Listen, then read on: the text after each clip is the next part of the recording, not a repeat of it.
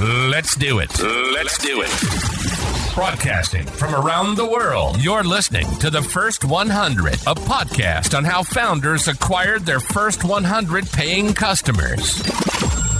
Here's your host, Hadi Radwan.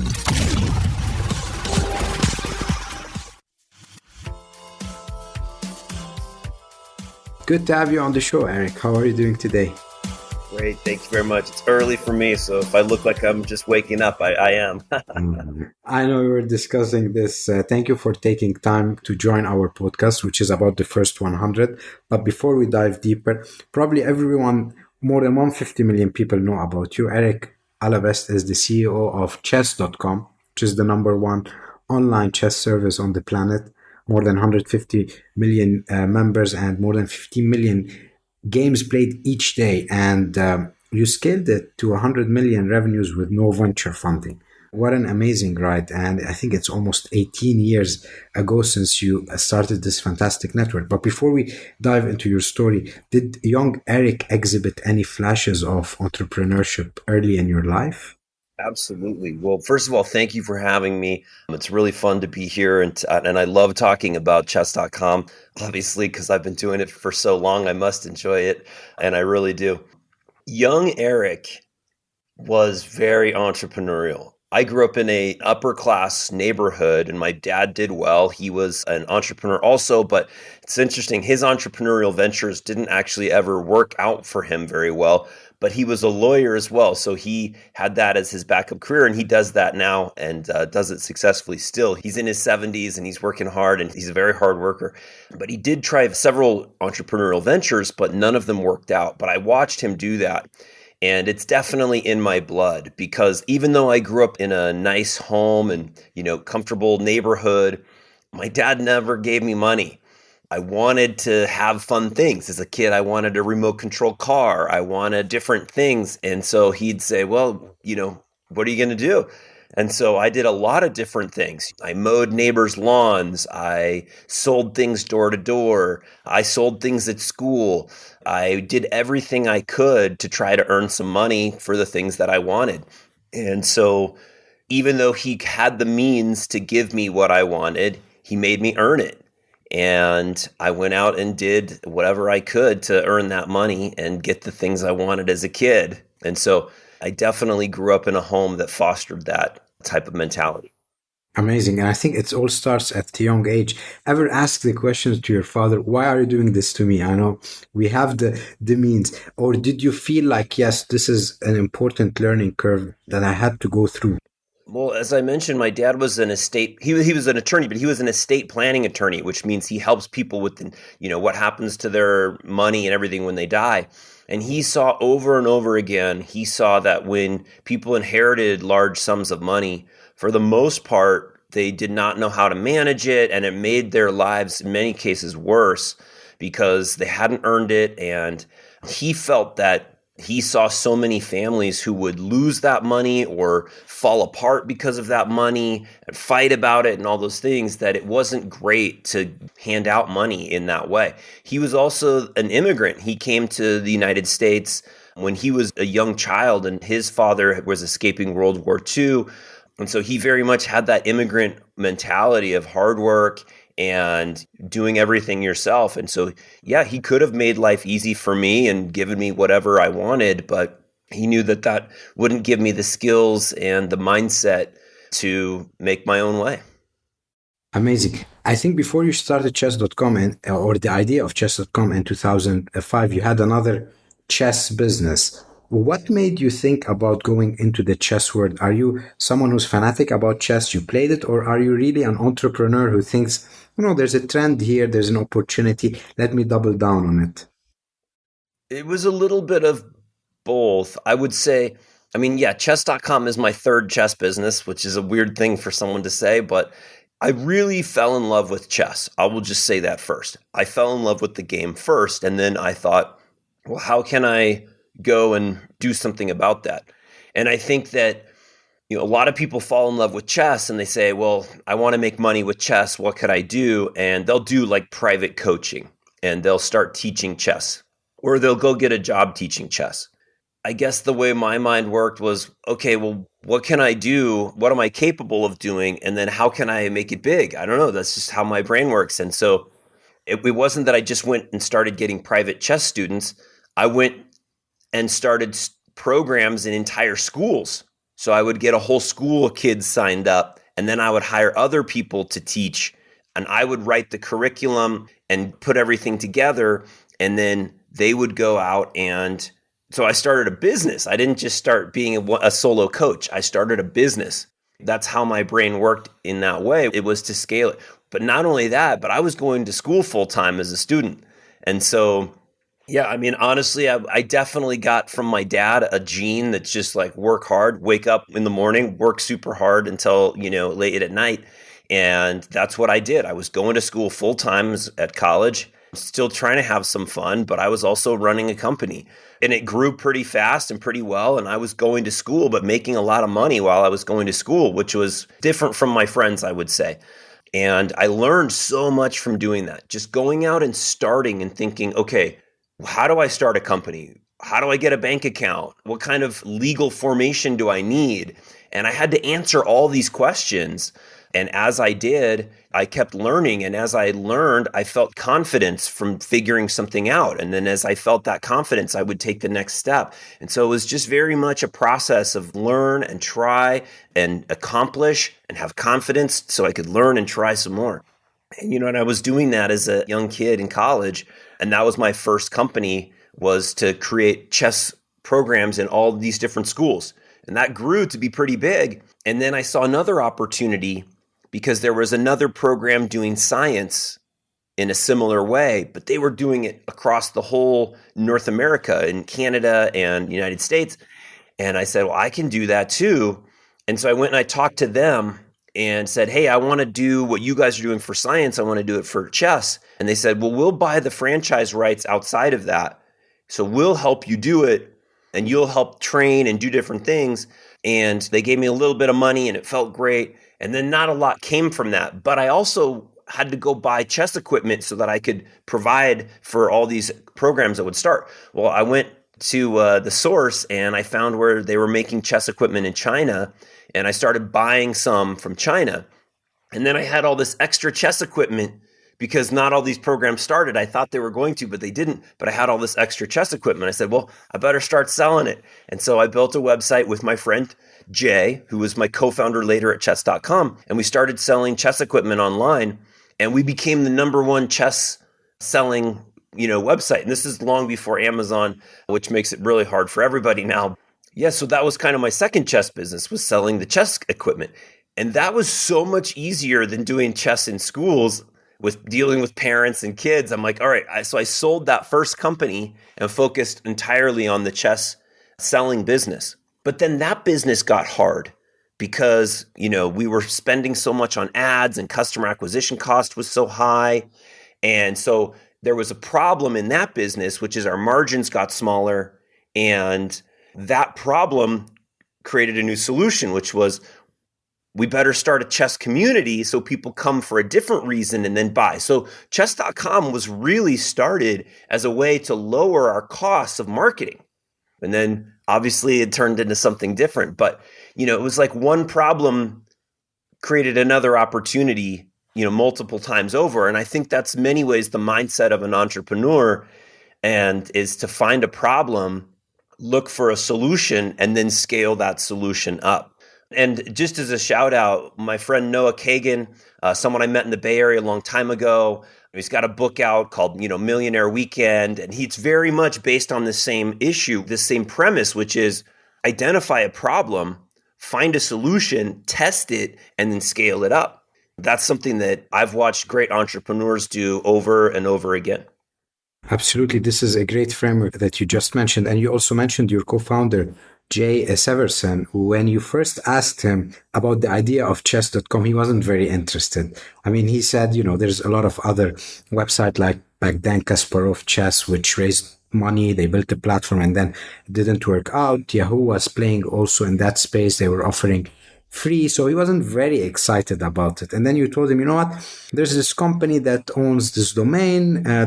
They are having some problem, come and meet these guys. And then in the meeting, he mentioned in one of his interviews, you asked him to tell these guys why he's very excited about their platform. Take us back to that moment. How did you convince him really to buy into the chess.com idea? Jay and I are great partnership. We have like skill sets that are kind of in many ways opposite. And I'm a little bit optimistic and go, and he's a little bit more realistic about what can happen. And, we learned a lot from each other, but I had a vision for what was possible there. And my mentality was a little bit like, yes, and his was a little bit like, no, but. That's just kind of how he viewed things a little differently. So when I put him on the spot, his default was to think of all the reasons why we shouldn't do it. And mine was to think of all the reasons we should. And so I kind of pushed him into the uncomfortable spot for a moment to pretend to put the glasses on that I was wearing. So I kind of handed him that viewpoint and said, Jay, think about how great this could be. Maybe that helped him when he kind of had to invent all the reasons why this might be great. Maybe that helped him see the vision as well. And I think it did. And there's been many times he's helped me to see things and realize that they weren't a great idea. We've always had a great relationship. We're still friends till today. He's working on a new game called Landover, which is an awesome game. If you love strategy games, I literally play this game all the time, totally addicted to it. It's called Landover, a really fun strategy game, very similar to Settlers of Catan, but with way better concepts and rules and all sorts of things. It's a really great game. Jay and I are friends, and I put him on the spot that day. And I do think that for entrepreneurs, seeing possibility where other people see reasons not to, that's one of the ways that you can succeed and get past another area where someone else saw all these reasons not to do something, but all you see is possibility. I do really think that helped us and helped me push us to building something. Amazing story. Thank you for sharing this. If you look back at the 2005 time, you bought the domain chess.com for around 55,000 because this company went into a bankruptcy. We were talking before our recording about the importance of being resourceful. You talked about discipline and hard work. And I think one aspect that you possess is the power of conviction. So you were very convinced that this is going to work. Otherwise, you wouldn't put your money on the line. Take us back to that time. How do you actually navigate or silence the doubt in any entrepreneur's mind when they want to start something? Because you have options, right? You could either start a business and lose all your money because the likelihood of success is very low, or you could go into a normal job, do your MBA. Is there anything that went through your mind on how to manage this doubt? I'm probably the wrong person to ask. Maybe when I was born, my doubt meter was broken. I never had it. I've never been someone who's felt self-doubt. I can sympathize with people who do. It's just not something I've ever felt. And maybe that is a little bit of an entrepreneurial characteristic. Maybe a little bit self-delusion is something that is helpful in entrepreneurship in some ways. I don't know. I think a lot of entrepreneurs are maybe a little bit goofy in the head in some ways. One of my friends, another friend, Andy Dunn, wrote a book called Burn Rate about his entrepreneurial ventures at Bonobos. And I was actually a part of that early story of helping that get off the ground. But he talks a lot about the mental health issues that can face entrepreneurs because there's some high highs and some very low lows. And I'll definitely say, I'm not the most mentally normal person in some ways. So, maybe self-doubt was one of those things I just never felt. I felt a lot of confidence. But I think for people who feel that doubt, I would say, let me take this a different direction for a quick second and say, you can build your confidence in yourself, not even through your entrepreneurial ventures, but in other ways. You can build your confidence by achieving other things. For example, if you have another different goal, something that's more within your grasp, like fitness is an area that I care a lot about.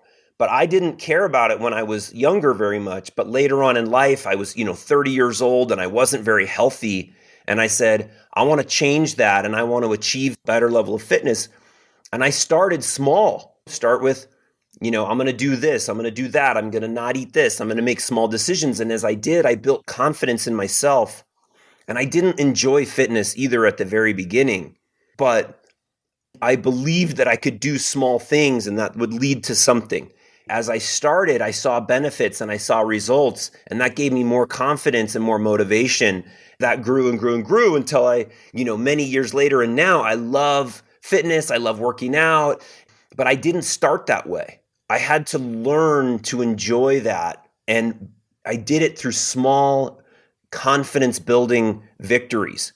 And I think that you can take that in one area of your life and transfer it over to another area. So if someone is out there right now listening and says, well, one day I want to be an entrepreneur, but it feels so far away.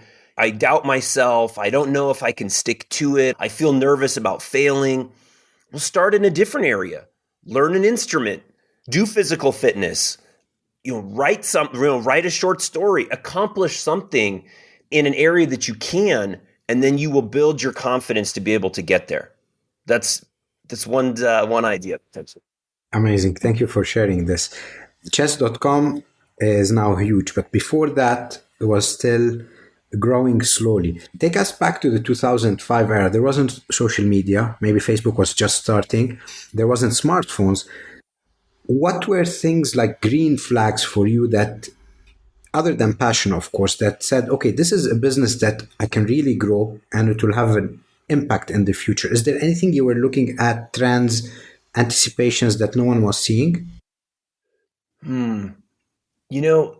I think one of the great mistakes that entrepreneurs make sometimes is that they think a lot about their product and where they want to go, and they think of a great idea, and maybe they can even execute on making that happen, but they fail to have a customer acquisition strategy. There's the movie Field of Dreams, and if you build it, they will come. But that's the biggest lie in entrepreneurship, that if you just make a great product, then people will find it and then it will grow and everything will be great. But that's not true. The world is littered with hundreds of thousands of really great apps and games and products that probably, if everybody did know about, would be amazing and successful and great. But they didn't have a customer acquisition strategy, and so they failed and died. You have to have that as you go into something. You can't just build a product alone. You have to know what your strategy is for how people are going to find out about it. That's something that, fortunately, I had the foresight to understand that, and that I wasn't going to just go build a chess site. In fact, when we got started, there was another chess site out there that had better technology than we had to start. It was called Chess Park. No one knows about it, but it was really good technology for playing chess, but nobody knew about it.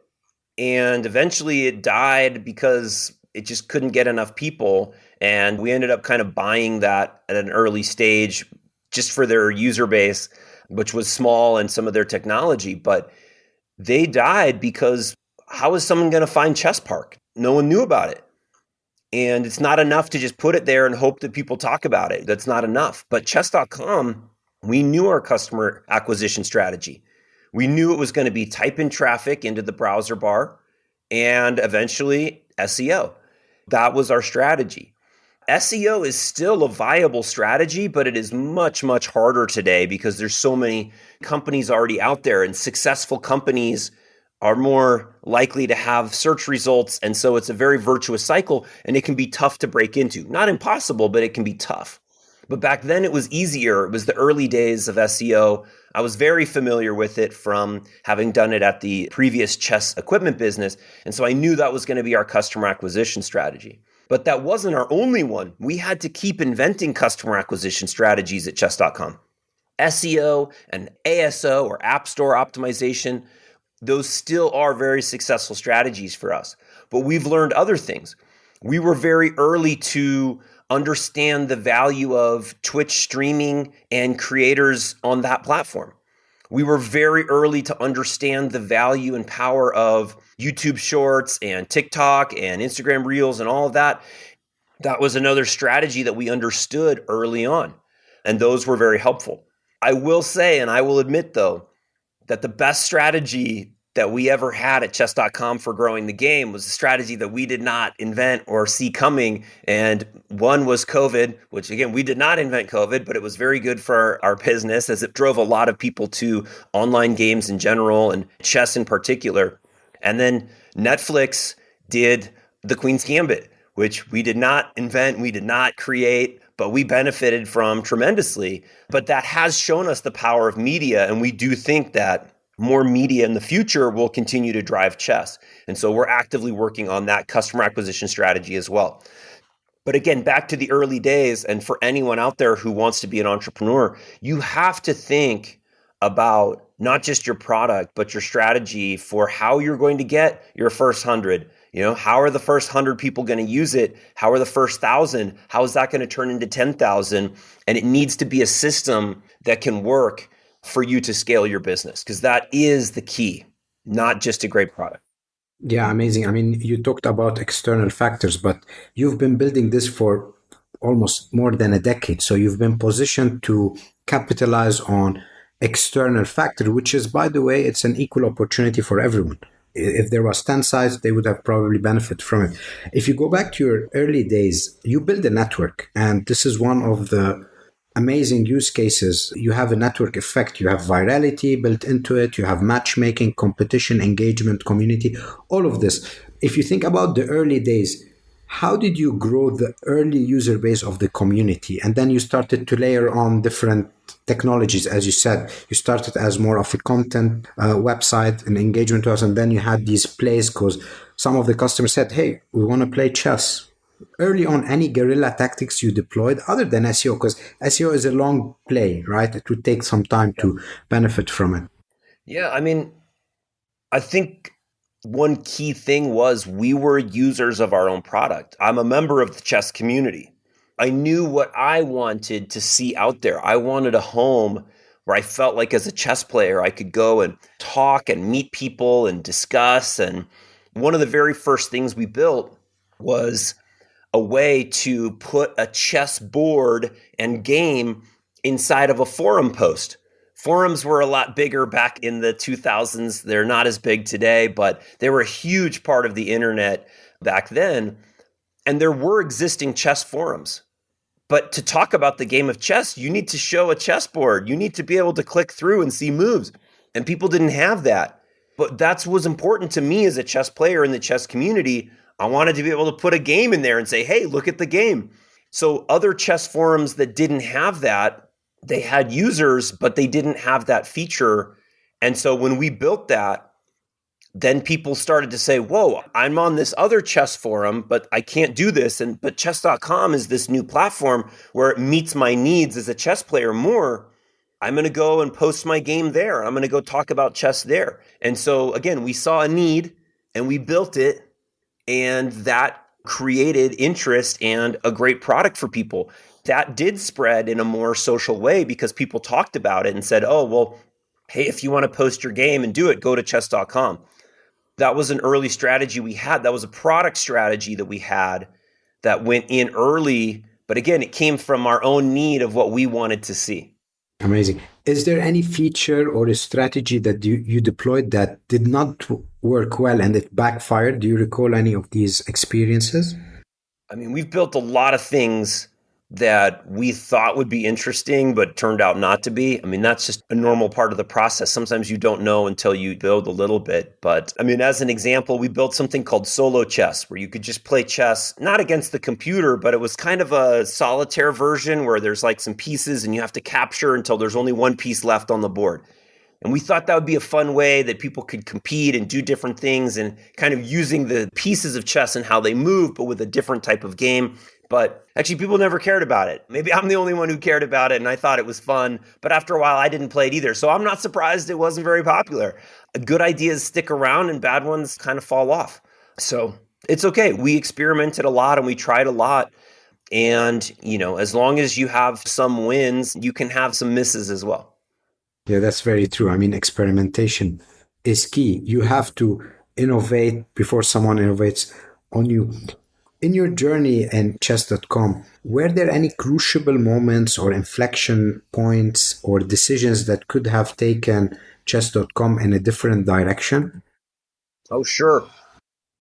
People came early to offer us money for the domain name or for the business very early. And when you are a young parent with young kids and you're just getting started in life and someone comes and waves money in your face, it's very hard to say no. But we kept saying no over and over and over again. I'm glad that we did, obviously. But I think people have looked at chess.com over and over again as a business and said, "Oh, I want to own that," or I want that. But if we had sold out in that way, it probably would have turned into something that wasn't the authentic, driven mission kind of thing in the hands of chess players. It probably would have turned into something polluted and not as great, and then would have had a very different future. You probably have a lot of proud moments for chess.com. Is there one that sticks out that you can share with us? My proudest moments are every single time I get a message from somebody who works at chess.com who tells me that this is their dream job and who's super happy working a company that values them and that they love. And those are my proudest moments always, because as happy as I am for the gift that we gave to the world of chess and seeing chess as a game grow, I also understand that people have to spend their lives working somewhere and earning money and making a livelihood so they can provide for their families. And so for us to be able to do that for hundreds and hundreds of people, those are my proudest moments, to be honest.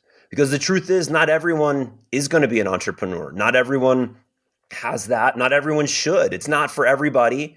And people need jobs. And one of the most important things that an entrepreneur does is to create a place and make jobs. And so honestly, I know it's weird, but my proudest moments aren't about the chess. It's not about the community. It's not about the money. In some ways, my proudest moments are our team. And I'm very, very, very happy with that. And if the longest legacy that chess.com ever has, I hope that it has always been the best place for people to work.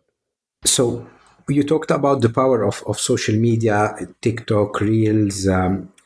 Today, the influencer world is quite big. If I'm a startup today, let's say I'm starting chess from scratch, you're working hard to build the technology, the user base, the retention strategy, and then you have an influencer who comes in and says, you know what, use my name, and I'm going to create something similar. And automatically you have people going there, while someone who doesn't have that reach as a founder, they get on a disadvantaged side. How does a new entrepreneur navigate this world where they're experts at building something, but the distribution is in the hands of influencers? Because we've seen it with a lot of big chess players. They created their own sites, right? They're driving a lot of users. It's going to be happening the same in other industries as well. Is there any piece of advice, or what's your thoughts on it?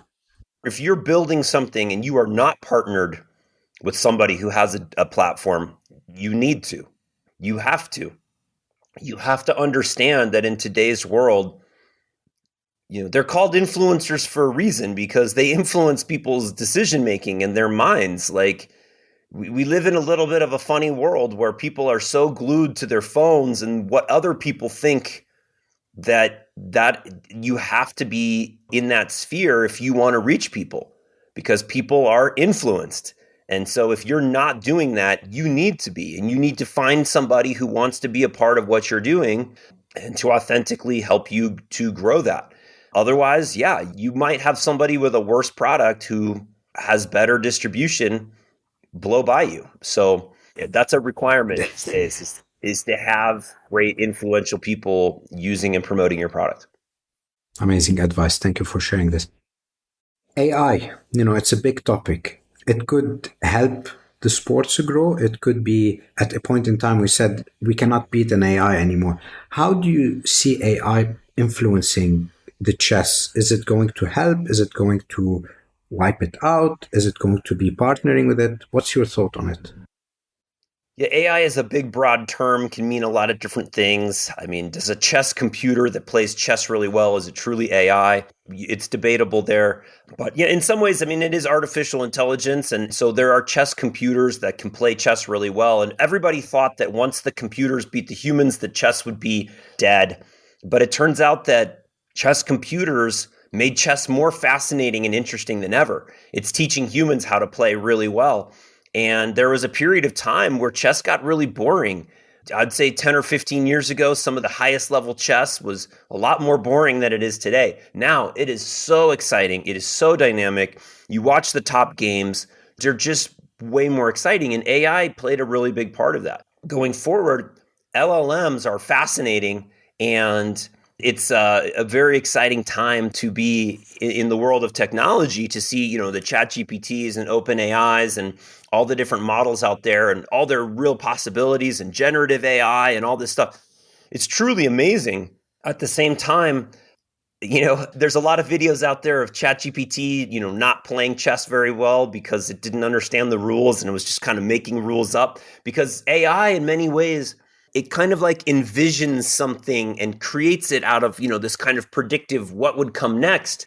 But if there's no guidelines and rules around that, then it tends to make things that aren't real because it's just kind of predicting and hoping for something. Now, at chess.com, we're working on the next generation of what that can be for chess. And not only from a playing point of view, we have a chess engine called Torch, which is something that's a more traditional kind of like AI approach to building the best chess engine possible. It's currently number 2 in the world behind Stockfish, but it's close and the gap is maybe getting a little closer, which is great. But then on the LLM and kind of understanding or generative text, we're working on our own version of that we think is going to be revolutionary in explaining the game of chess to people. Because chess can be hard. It can be frustrating. Sometimes I think, wow, chess is frustrating. It's the straight up truth for many people, including myself. But you get these little moments of understanding and you make little progress all the time of just getting a little bit better. But chess then hits you in the face. You lose a game and the reality of how difficult the game is can come back. But that's why it makes it really sticky for people, because it's a challenge that people want. And we're building the next generation of AI to help explain it even better so that people can understand their mistakes. We currently have a product called Game Review, which explains your games to you. And I would say it's good. Sometimes great, sometimes not. But we're hopeful that with AI, we can take that to the next level where it feels like a chess coach is there with you, going over your game and explaining it to you. We're definitely investing heavily into this at this time. Amazing. Thank you for sharing all of these new features. We have a thing we do on this podcast where the previous guest leaves a question and you also would leave a question for the next guest. So the question for you is, what do you look for in seed or Series A investors if you have multiple offers on the table? And I know you guys have tried a lot your Bootstrap, but you probably have been going through that process and you had offers. What are the things you would look for when it comes to picking the right investor? Yeah. I think you absolutely want to talk to their existing portfolio kind of entrepreneurs to see if that investor believed in the vision and the long-term opportunity for that venture. I have a lot of friends who are investors and in the space, but I think that there's a lot of venture and investor dollars that they're so purely focused just on the ROI or the immediate return possible that they're not always aligned with the timeline that it can take for something great. If chess.com had taken on venture money, we might have been shut down in the first 10 years because we didn't get big enough to really get to the scale that we are now. I think that you want to see from investors that they will have the conviction to stick with you for some time, as long as there's good positive signs. But part of the problem with early investments today is that you need such a return from a small number of investments that the other ones are immaterial. And so I think you want to be careful to not partner up with investors that are short-sighted and only looking to support their biggest wins ever. Because chess.com was not a big immediate win. Thank you for sharing the answer. Do you have a question, a business question, basically a challenge that you're facing currently that you'd like to ask the next guest, and hopefully they can give you some advice? Okay. How do you know when the upcoming technologies that are being promoted, whether it's AI or whether it's VR or AR or all these different areas. How do you know when is the right time to invest into those or to hold off? Like when the iPhone came out, it wasn't totally clear. It was a lot about productivity, but less about games in the very beginning. Well, now it's a lot about games, obviously, but it wasn't viewed that way. So how did we know whether to invest in an iPhone app or not?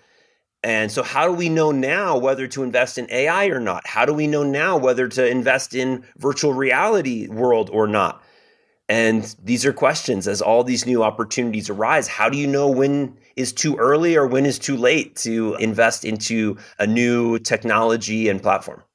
Great question. We'll put that in our notes for our next lucky guest. Erik, this was a pleasure. What's next for Erik and chess.com? This year is a year for us to grow organizationally. We went from a company of a few hundred people to now more than 700 we acquired a company that had several hundred people there. We've hired hundreds of people over the last few years. This is a year for us to organizationally smooth out all of the kind of wrinkles and bumps and really come together as a team with the right org structure. Man, it's the most corporate thing you're ever going to hear me say, but it's true. We need the right company structure and for us to be able to operate efficiently going forward. So this is a year for us to solidify and build our organization, and so that we can be better and faster at building new products and new media, new content. That's the thing I'm kind of focused on right now. And in some ways, it's not my favorite thing. I'm really an entrepreneur and a product person at heart, and I love tinkering and building. But at this scale, this is a year for me to learn in some ways how to be a better CEO, to have a better organization, and to take a breath from all the growth that we've had to really come together as a stronger company. So it's even like in fitness, you can work out really hard, but then, you need to take a time to rest and let your muscles heal so you can do it again. So in some ways, I'm hoping this is a bit of a healing year for us to take a little bit of a rest in terms of grow, so that we're in a better place for our next stage of growth. Amazing. We wish you the best of luck on your journey, Erik. Are you hiring? Is there a place where people can connect with the company? We are hiring. We have a much smaller hiring roadmap at this time, just based on everything that's gone on. But at chess.com/jobs, you can find our latest job posts. We'll put that in the show notes. Thank you very much. And hopefully we see chess.com at 1 billion users. All right. Well, thank you very much for that. And thanks for having me today. And best of luck out there to everybody who's listening and wanting to do something. Thank you so much for listening to the First 100. We hope it inspired you in your journey. If you're enjoying the podcast, please subscribe to our podcast on Apple iTunes, Stitcher, Google Play, or Spotify, and share it with a friend starting their entrepreneurship journey. Leave us a 5-star review. Your support will help spread our podcast to more viewers.